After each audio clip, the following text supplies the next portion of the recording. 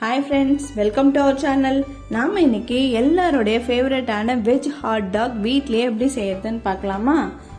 அதுக்கு ஃபஸ்ட்டு நம்ம ஒரு மயோனஸ் டிப் ஒன்று ரெடி பண்ணி ஃப்ரிட்ஜில் வச்சுக்கலாம். அதுக்கு நான் 3லேருந்து 4 டேபிள் ஸ்பூன் அளவுக்கு மயோனஸ் எடுத்திருக்கேன். இது வந்து வெஜ் மயோனஸு.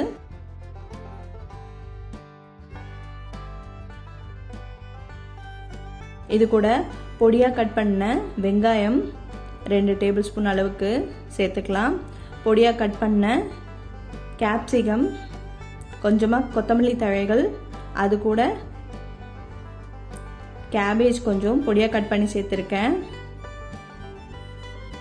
இது கூட தேவையான அளவுக்கு உப்பு, 2 டேபிள் ஸ்பூன் மிளகுத்தூள், கொஞ்சமாக அரிகானோ சேர்த்து நல்லா கலக்கி எல்லாத்தையும் ஒன்றா கலந்து வர அளவுக்கு கலக்கி ஃப்ரிட்ஜில் எடுத்து ரெஃப்ரிஜரேட் பண்ணி வச்சிடலாம். இப்போ ஒரு பேன் வச்சு சூடானதும் தேவையான அளவுக்கு ஆயில் சேர்த்து பொடியாக கட் பண்ணி வச்சுருக்கிற வெங்காயத்தை சேர்த்துக்கலாம். அது கூட கொஞ்சமாக பூண்டு பொடியாக கட் பண்ணி சேர்த்துருக்கேன். ரெண்டும் வதங்கி வரட்டும். இப்போ இது கூட 2 டேபிள் ஸ்பூன் அளவுக்கு கேப்சிகம் கட் பண்ணி எடுத்திருக்கேன். அது கூட கேரட், பீன்ஸு பொடி பொடியாக கட் பண்ணி ஈஸியாக வேகிற அளவுக்கு இதோட சேர்த்துடலாம். ஒரு பச்சை மிளகாய் பொடியாக கட் பண்ணி இது கூட சேர்த்துருக்கேன். இது கூட ஒரு தக்காளி, உள்ளே இருக்க சீட்ஸ் எல்லாம் எடுத்துட்டு பொடியாக கட் பண்ணி இந்த அளவுக்கு சேர்த்து நல்லா எண்ணெயில் வதக்கிக்கலாம். நல்லா ஒன்று போல் வதங்கி வரணும். ஸோ அதனால் வேகிறதுக்கு தேவையான அளவுக்கு உப்பு சேர்த்து நல்லா கலந்து விட்டு ஒரு மூடி போட்டு ஒரு 2 நிமிஷம் நல்லா சிம்மிலே வச்சு வேக வச்சுக்கலாம். இப்போ இது நல்லா வெந்து வந்திருக்கு. ஸோ இது கூட காரத்துக்கு 1 ஸ்பூன் மிளகாய் தூள் சேர்த்துக்கலாம். கொஞ்சமாக கொத்தமல்லி தழை தூவி நல்லா கலந்து விட்டுக்கலாம்.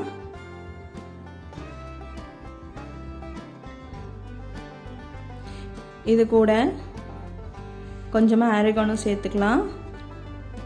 அரை மூடி எலுமிச்சை பழத்தை பிழிஞ்சு விட்டு நல்லா கலந்து விட்டுக்கலாம். இப்போ சூப்பராக நல்லா சுருண்டு வந்திருக்கு.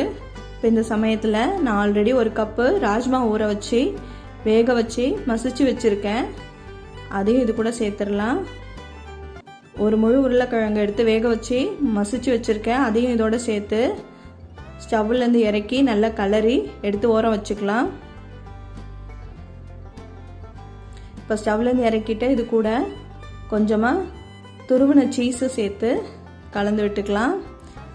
இப்போ தேவையான அளவுக்கு உப்பு, கொஞ்சமாக பிரெட் க்ரம்ஸ் தூவி கொத்தமல்லி இலைகளையும் தூவி நல்லா இந்த மாதிரி பிசைஞ்சு எடுத்து வச்சுக்கலாம். கையில் கொஞ்சம் ஆயிலை தடவிட்டு கொஞ்சம் கொஞ்சமாக எடுத்து இந்த மாதிரி சாசேஜ் ரோல் ஷேப்புக்கு ரோல் பண்ணி எடுத்துக்கலாம். தேவைன்னா பிரெட் க்ரம்ஸை வச்சு ரோல் பண்ணிக்கலாம். இந்த மாதிரி எத்தனை ரோல் வருதோ அத்தனை ரோல் ரெடி பண்ணி எடுத்து வச்சுக்கலாம்.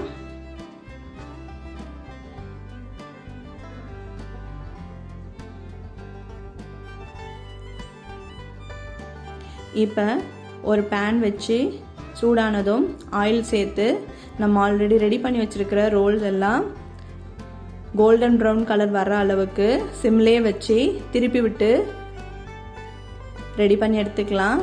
இப்போ சாசேஜ் ரெடி. இப்போ பன்னை வந்து நடுவில் இந்த மாதிரி கட் பண்ணி உள்ளே இருக்கிற பிரெட் க்ரம்ஸ் எல்லாம் கொஞ்சம் ரிமூவ் பண்ணி எடுத்துடலாம். அப்போ தான் நம்ம ரெடி பண்ணி வச்சுருக்கிற சாசேஜை உள்ளே வைக்க முடியும். இந்த மாதிரி ரெடி பண்ணிவிட்டு நம்ம ஃபஸ்ட்டு ரெடி பண்ண மயோனஸ் டிப்பை எடுத்து இது உள்ள ஃபில் பண்ணிடலாம். இப்போ நம்ம ரெடி பண்ணி வச்சுருக்கிற சாசேஜை உள்ளே ஃபிக்ஸ் பண்ணிவிட்டு